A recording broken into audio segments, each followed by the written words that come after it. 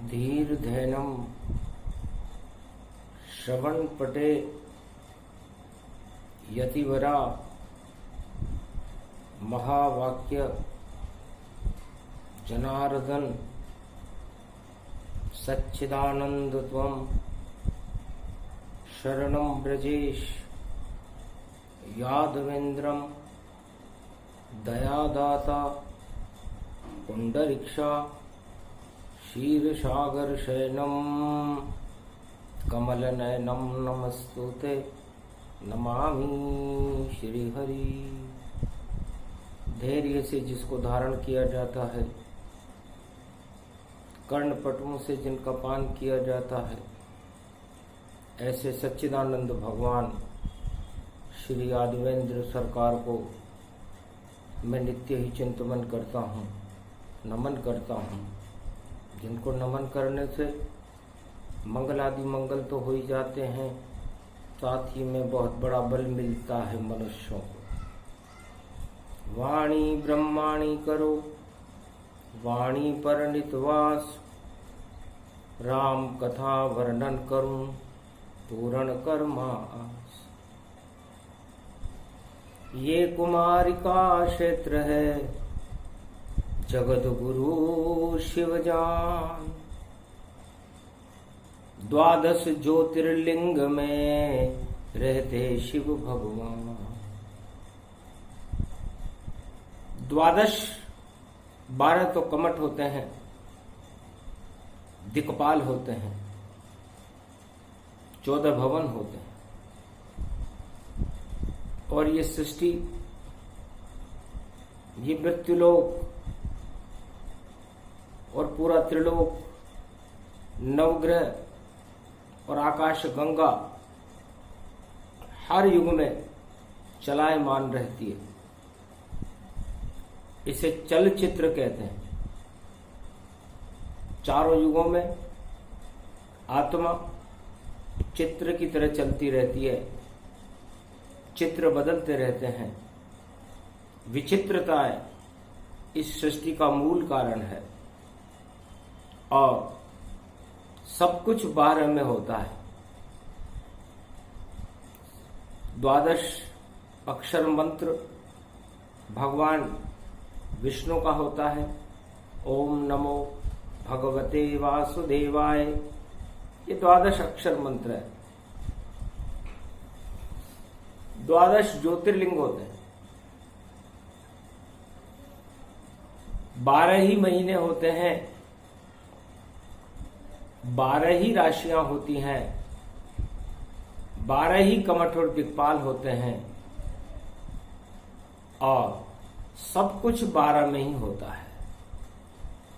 मर्यादा पुरुषोत्तम राम है उमा, जिनका सूर्यवंश में जन्म हुआ, 12 कला अवतार थे और अभिजीत मुहूर्त दिन के 12 बजे उनका जन्म हुआ। तो 12 बज गई दानवतावाद की, जब मानव प्रकाश प्रगटाया है और धरती पर जन्मे रामचंद्र, तो सारा जग हर्षाया है। 2 सुइयों का मिलन है और पाप पुण्य मिल जाए। पाप की सुई छोटी है और पुण्य बड़ी है भाई, पुण्य की सुई बड़ी होती। इसलिए दिन के 12 बजे मध्याह्न काल में रावण की दानवता की 12 बजाने और सारे संसार की दानवता और पूरे त्रिलोक की दानवता का नाश करने के लिए अभिजीत मुहूर्त चैत्र शुक्ल पक्ष रामनवमी रवि पुष्य नक्षत्र में भगवान राम का प्रकाश त्रेता युग में भारत में हुआ। आज चैत्र शुक्ल पक्ष की द्वादशी है। फिर द्वापर युग आया, निशाचर, रात्रि में निशाचर का बोलबाला था भारत। कंस जरासंध कौरव निशाचरा तन जान, जेल में अर्धरात्रि में जन्मे श्री कृष्ण भगवान। तो रात्रि के घोर अंधकार में भादो कृष्ण पक्ष की अष्टमी को भगवान श्री कृष्ण ने दानवता की 12 बजाने के लिए अपना जन्म ले लिया। जेल में जन्मे, इसलिए ये 12 बहुत ही महत्वपूर्ण होता है। और इस समय कलयुग के 12 बज रहे। कलयुग का 12 कोरोना ने बजा रखा है। और इस कोरोना को हटाने के लिए भारत में कल की भगवान की शक्ति का प्रवेश 21वीं शताब्दी में होने वाला है, जो 12 बजा दे पूरे त्रिलोक की और महामारी का नाश करे। ऐसी शक्ति भारत में कल की बनकर देखो वास करे। नीले घोड़े पर कल की भगवान नीली छतरी वाला आएगा और जितनी 12 बजाई है दानवता ने उन सब दानवता को नष्ट दिखाएगा। तो दानवता का बोल बाला है और कोरोना का मच रहा शोर और हाहाकार मच रहा जगत में। और देखो कोई नहीं किसी और, अपनी मस्ती में सब मस्त हो रहे और डर डर डर डर डर डर छाए। कोई किसी से नहीं मिलता है, सारा जगत दूर हो ही जाए। दूरियां बन गई मानवता में, मानव मानव से मिल नहीं पाए। प्राण वायु का पता नहीं है, प्राण वायु गायब सब पाए। चारों तरफ ही हाहाकार है और पाप की आंधी चले 50 और कोई नहीं है रोकने वाला और किसका भी नहीं है विश्वास। राजा प्रजा सब मौन खड़े हैं और हाहाकार भूतल गति पाए। इस संकट से जगत बचाने और फिर से कल की अवतार यहाँ आए। धन्य धन्य कल की अवतार का और देखो मंत्र व्यापक गति पाए। त्वम शरणम ब्रजेश मंत्र है जिसका दिव्य प्रकाश दिखाए। 12 ज्योतिर्लिंग भवानी और शिव शक्ति वहां पर प्रगटाए और सारे अंक ही 12 में हैं, कुंडली 12 अंक दिखलाए। तो ये 12 जीवन की बड़ी शक्ति है। सृष्टि का एक चक्र है जिसमें ईश्वर एक होता है और माया और ब्रह्म 2 होते हैं। और ईश्वर माया और ब्रह्म से मिलकर यह सृष्टि बन जाती है, जिसे मृत्यु लोक कहते हैं। मृत्यु पहले है और लोक बाद में है। तो जीवन की शुरुआत, जीवन का शुभारंभ मृत्यु से होता है और मृत्यु पर ही समाप्त हो जाता है। फिर भी संसार में गति होती है, ये सृष्टि चैतन्य रहती है। उसका कारण अज्ञानता है। और जो इस अज्ञानता से अपने आप को अलग कर लेता है वो अमर हो जाता है, और जो इस अज्ञानता में फंस जाता है वह मृत्यु तुल्य कष्ट पाते हुए 84 लाख योनियों को भोगता है। इसलिए हे उमा जी, मैंने भी 12 ज्योतिर्लिंग बनाए। जब कोई भी आत्मा पैदा होती है, कोई मनुष्य या स्त्री पैदा होती है मृत्यु लोक में, तो उसमें शिव की 12 किरणों का प्रकाश रहता है। अब कहां कैसा प्रकाश है ये वह जाने कोई नहीं जानता, सब में ईश्वर होए। इसलिए नवग्रहों को भी पता नहीं है कि भगवान शिव ने उस आत्मा की जन्म के समय कौन सी किरण इन 12 खानों में डाल रखी है। और ये 12 खाने और ये 12 राशियां और ये 12 महीने उसके जीवन को किस तरह चलाते हैं, ये चलने वाली चलनी है। सूर्य भी 2 बार अपनी चाल को बदल लेता है, मकर राशि से कर्क राशि की ओर चला जाता है, और मकर और कर्क का ये चक्र सृष्टि की गतिविधियों का संचालन करने का मुख्य बिंदु है। इसे पर्यावरण कहते हैं, और सूर्य इस पर्यावरण का आधारभूत स्तंभ है जो प्रकृति के संपर्क में आकर प्राणवायु को पैदा करता है, और प्राणवायु इस मृत्युलोक में सृष्टि का संचालन करने में अपना प्रमुख योगदान रखती है। इसलिए है संसारवासियों, 2 ही वस्तुएं हमारे जीवन में सबसे महत्वपूर्ण है, एक है सूर्य भगवान और दूसरा है प्रकृति। तो यदि आप अपना लंबा जीवन जीना चाहते हैं तो भगवान श्री कृष्ण कहते हैं उमा जी कि त्वम शरणम ब्रजेश मंत्र का जाप करे। सूर्य और प्रकृति से निकलने वाली प्राणवायु को ग्रहण करता रहे, सादा जीवन उच्च विचारा, और हरि का नाम जपे हरि द्वारा, हर पल ब्रह्म रूप प्रगटावे, तब जीवन लंबा चल पावे, महामारी और रोग दोष और कष्ट कोई नहीं आए, जो इस 100 वर्षों की जिंदगी में जपे राम गुण गाए। इस 100 वर्ष की जिंदगी में यदि आपको अपने जीवन की 12 नहीं बजानी हो, अपने जीवन को लंबा चलाना हो, काल चक्र की घड़ियों को बदलना हो, तो भगवान की शरण में रहो। ईश्वर शक्ति सबसे बड़ी शक्ति है। 12 का जोड़ यदि हम जोड़ लें तो 3 होता है, और ये 3 लोक होते हैं, और 3 लोक के स्वामी नारायण है, और तीनों जगत गुरु इस पूरे त्रिलोक की रक्षा करते हैं। उनका नाम है ब्रह्मा विष्णु महेश। और ये दानवता की 12 हर युग में बजा देते हैं। हिरणाक्ष और हिरण्याकश्यप सतयुग में नारायण को नहीं मानते थे, और 4 वेद और सृष्टि को पाताल में लेकर डालते थे।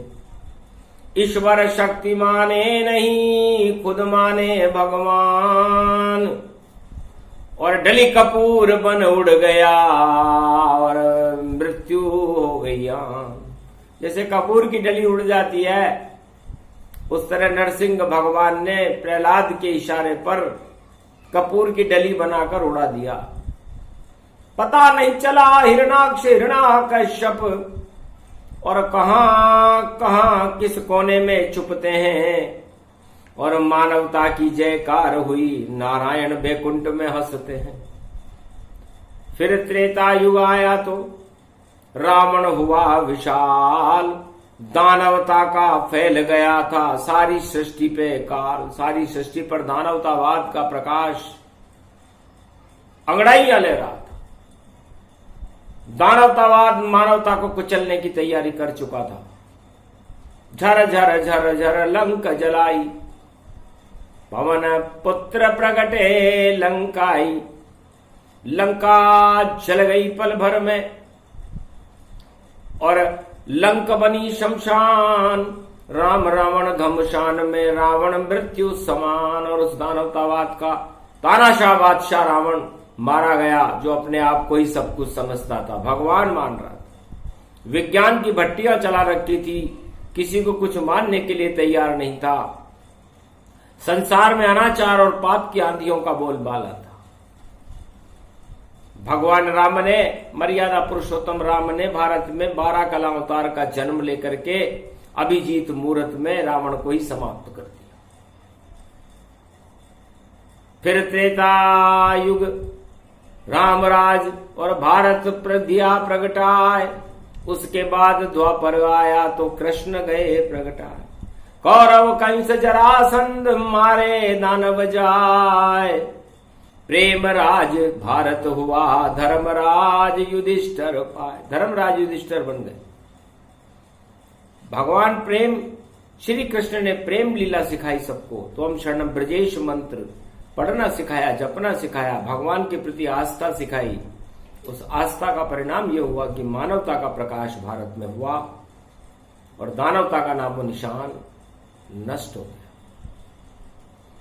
कलयुग में सारे राजा अपना मुंह कांच में देख रहे हैं, क्योंकि उन्हें कुछ दिखाई नहीं देता, करे तो क्या करे। कोई योजना नहीं है, कोई नहीं है काम, इधर उधर की बातें करते नहीं राम का नाम। अरे आप लोग क्या बचाओगे? बचाएंगे तो राम। चारों युगों में इस सृष्टि को किसी राजा ने बचाया हो तो उसका नाम मैं जानना चाहती है वाणी। नहीं बचा सकता, वो राजा ही नहीं बचा तो प्रजा को क्या बचाएगा? चारों युगों में केवल ईश्वर शक्ति ही मानवता को बचाती है। ये गांठ बांध लो आप सब और 12 अक्षर मंत्र, ओम नमः भगवते वासुदेव जपते रहो, यही मंत्र परम स्वतंत्र। इसको जपो। इसको जपने से नारायण के प्राण आपके प्राणों में प्रवेश कर जाएंगे और उस प्राण वायु से आपका जीवन बच जाएगा। ये द्वादशी आज, इसलिए 12 अक्षर मंत्र का प्रभाव भारत को बताया जा रहा है, भारतवासियों को बताया जा रहा है, भक्तों को बताया जा रहा है। क्योंकि भगवान 12 का अंक ही ग्रहण करते। अभिजीत मुहूर्त दिन के 12 बजे राम पैदा हुए और रात्रि के 12 बजे भगवान कृष्ण पैदा हुए। 12 ज्योतिर्लिंग में भगवान शिव पैदा हुए और ब्रह्म तेज का प्रकाश भी 12 शक्तियों से आच्छादित होता है। इसलिए ब्रह्मा विष्णु महेश इस 12 को बहुत ही पसंद करते हैं और वे भव रूप अखंड गति चैत्र 12 जान, चिंता मत करो भारतवासियों आएंगे कल की भगवान। तो चल चक्र सुदर्शन कल की का कलयुग चलेगा भाई, चाहे कैसा कोरोना हो दानवता हट जाए। सारी दानवता और कोरोना और जितनी भी महामारियां और दुर्दिन है पूरे विश्व के भारत के, उसको हटाने ईश्वर शक्ति प्रवेश कर रही है भारत। और दुख उनको होगा जो दूसरों को दुख देने के लिए और अपना सुख प्रकट करने के लिए अपनी गुप्त गतिविधियों में लिप्त है। रावण सोने की लंका बनाने में लिप्त था। कौरव अपना साम्राज्य बचाने में लिप्त थे। हिरण्याक्ष और हिरण्याकश्यप अपना शासन बचाने में व्यस्त था। इसी तरह सारा संसार अपनी अपनी कला बचाने में व्यस्त है। पर यह उनकी निजी चतुराई है, इसलिए उनको जो कुछ करना है करे। ईश्वर शक्ति को जो कुछ करना होगा वो करेगी। इसलिए ईश्वर शक्ति ही बड़ी, ईश्वर छोटा न हो। जो ईश्वर को छोटा कर दे वही खोटा हो। इसलिए ईश्वर को जिसने भी छोटा करने का प्रयास किया, अपने आप को ईश्वर मानने का प्रयास किया, अपने आप को भगवान बताने का प्रयास किया, उनका पतन इतिहास के पन्नों पर होते हुए सबने देख ही लिया होगा। इसलिए वेद प्रमाण कह रही वाणी, प्रगटी वाणी ब्रह्म जगदम्बा, जगदम्बा वाणी ब्रह्माणी, सरस्वती माते अम्बा, तन रूप खंड बेवो तन खम्बा, खम्बे से नरसिंह प्रगटाया और खम्बा हनुमत लंक हिलाया, और जल जल खम्ब जल गई लंका, और इसमें नहीं रही कोई शंका। और महाभारत में कृष्ण का देखो, और गीता से ही बच गया डंका, और ये कलयुग में खड़ा है बंका, और बंका नाम नाम हनुमंता, ये बजरंग रूप गति सरस्वती धारा और प्रकट गए पवन कुमारा। पवन रूप वैभव प्रगटाई हनुमान जयंती आई। जयंती रूप अखंड भवानी मंगल बुद्ध जयंती जानी। जब जब पढ़े हनुमान जयंती रक्षा करे भारत की बंकी। बांका बंका बजरंग जानो बजरंग पवन पुत्र ही मानो। प्राण वायु उसको ही मानो शक्ति उसकी शिव की मानो। एकादश है रुद्र भवानी मंगल भारत गति गति में जानी। द्वादश रूप अखंड तन वैभव व्यापक पाए। हनुमान की शरण रहो तो भारत सब बच जाए। इसलिए सारे त्रिलोक की प्राणवायु हनुमान जी हैं, क्योंकि उनके हाथों में राम जी के चरणों की रज रहती है। और जिसको राम चरणों की रज मिल जाए उससे महामारियां रोग द्वेष छल पाखंड अरबों कदम दूर रहते। इसलिए हनुमान जी कल की भगवान को भारत में प्रकट करने के लिए पूरी ताकत लगा रहे, क्योंकि चरण चापन करेंगे जय बजरंग हनुमान। और कल की भगवान के दास बनेंगे भारत में हनुमान। इसलिए कल की भगवान के चरणों का चापन करने के लिए हनुमान जी भी तैयार खड़े हुए हैं। और काम क्रोध मद लोभ छल पाखंड ये राक्षस हैं और ये नहीं चाहते कि ईश्वर शक्तियां भारत में प्रवेश करें। लेकिन ईश्वर शक्तियों को रोकने वाले ये हैं कौन?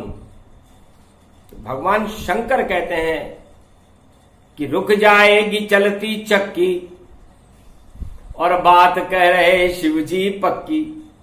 तो दानवता रुक जाएगी मानवता हर्षाए। द्वादश अक्षर मंत्र जपो तो जीवन फिर बच जाए।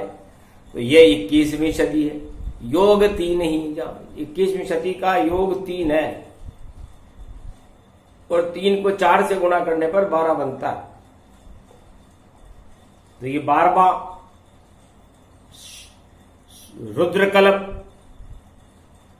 12 ज्योतिर्लिंग हनुमान जी महाराज का जन्म भारत में बुधवार को होगा कलयुग में। और अपनी बुद्धि से अपने अतुलित बल से पूरे संसार को हिलाकर रख देंगे। जो दानवतावादी शक्तियां हैं उनको निचोड़ के रख देंगे, जैसे लंका को निचोड़ दिया था। इसलिए घबराने की जरूरत नहीं है। पवन पुत्र हनुमान की शरण सभी तुम जाओ। राम नाम उच्चारण करो और 12 अक्षर मंत्र को गाओ। ओम नमो भगवते वासुदेव। ओम नमो भगवते वासुदेव। ओम नमो भगवते वासुदेवाय। 12 अक्षर मंत्र को जपे जपाए कोय। उसकी प्राणवायु शरीर से कभी नहीं कम होए। मंत्र को जप के देख लो, भारत के जिस व्यक्ति की भी प्राणवायु कम हो रही हो, ओम नमो भगवते वासुदेवाय का जाप शुरू करे। 12 बार ही बोल लो तो 12 गुनी बढ़ जाए। प्राणवायु इसको कहे और शिव जी रहे बताए। इसलिए भगवान शंकर कहते हैं कि कैलाश पर कौन सी प्राणवायु रहती है? प्राणवायु का तो याद अता पता दूर दूर तक नहीं रहता। लेकिन जब मैं राम मंत्र का 1.25 लाख वर्ष की समाधि में जाता हूं तो राम जी मेरे प्राण हैं और वायु में हनुमान। प्राण वायु बन जाते हैं, हम आ जाते हैं प्राण। तो कैलाश मानसरोवर पर किसी भी वैज्ञानिक को भेजकर देख लो, वहां पर कोई प्राणवायु दूर दूर तक भी नहीं है। जो भी आता कैलाश पर और प्राणवायु के साथ गुट गुट कर वहां घूमता रहता, ये हर युग की बात। इसलिए लेकिन वहां पर भगवान शंकर फिर भी चैतन्य और जीवित रहकर अमर रहते। इसलिए प्राणवायु तो मंत्रों में होती है। ओम नमो भगवते वासुदेवाय त्वं शरणं ब्रजेश मंत्र का जाप करो। नहीं सिलेंडर भी कोई हो तो मंत्रों का सब जाप करो और प्राणवायु पैदा कर लो और प्राणवायु जीवन साथ करो। प्राणवायु ईश्वर और ईश्वर शक्ति महान। जपते रहो श्री राम को तो हो जाए कल्याण। इसलिए डरने की जरूरत नहीं। भगवान के नाम को अपने आत्मा में बारंबार उच्चारण करो, आपके अंदर प्राणवायु का संचार हो जाएगा, भगवान की कृपा मिल जाएगी, क्योंकि ये द्वादशी का प्रसंग है और द्वादश ज्योतिर्लिंग भगवान शंकर ही है। ओम नमः शिवाय, हर हर महादेवाय, पशुपति नीलकंठे लंबोदरिक दंतम सर्वत्र विघ्न नाशा त्रिलोचना चंद्र लीलाटपट नेत्रपुंड तिलकम चतुर्भुजम मुक्तामणि परम प्रसन्न शिव, हर हर महादेवाय नमस्तुते रामेश्वरम परम बिल्व पत्र रसाय। ओम नमः शिवाय नमो। वेद मंत्र पढ़ते रहो और जप लो हरि का जाप, तुम शरणम ब्रजेश जपते रहो तो प्राणवायु है पास। ये प्राणवायु तो भगवान है, इस प्राणवायु को मंत्रों से अपने शरीर के अंदर स्थापित कर लो, आपका जीवन सुरक्षित है। ये भगवान शंकर का वरदान है भारतवासियों, क्योंकि प्राणवायु भारत में ही रहती है और प्राण राम जी हैं और राम जी के दास हनुमान जी हैं और हनुमान जी भगवान शंकर का 11वां रुद्र है, तो फिर प्राणवायु की यहाँ क्या कमी। इसलिए कमी आपकी भावना जो जपे नहीं राम का नाम, जिसके कमी हो प्राणवायु की जप ले जय श्री राम। तो इतनी प्राणवायु होगी 1.25 अरब बच जाए, बालन बांका होएगा बोले शिव मुस्काए। द्वादशी रूप प्रसंग है, सुने सुनाए कोई, प्राणवायु श्री राम है कभी नहीं कम हो। ये प्राणवायु तो राम जी हैं, कभी कम होते हैं क्या? चारों युगों में कम नहीं हुए तो कलयुग में कैसे कम हो जाएंगे। इसलिए है संसार वासियों, आप कहां देख रहे हो और किसको ढूंढ रहे हो? भगवान श्री राम का जयकारा करो और अपनी आत्मा में राम की प्राण प्रतिष्ठा करो। प्राणवायु आपकी आत्मा में प्रवेश कर जाएगी और हनुमान जी आपकी रक्षा करेंगे। बोलो जय श्री राम।